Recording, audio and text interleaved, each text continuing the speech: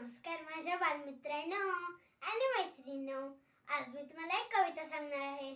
तुम्ही नक्की ऐकाल ना? चला तर आपण सुरुवात करूया. माझ्या कवितेचे नाव हिवाळा. डोंगराच्या पलीकडे शेकोटी जळे, शेकत बसले डोंगर निळे.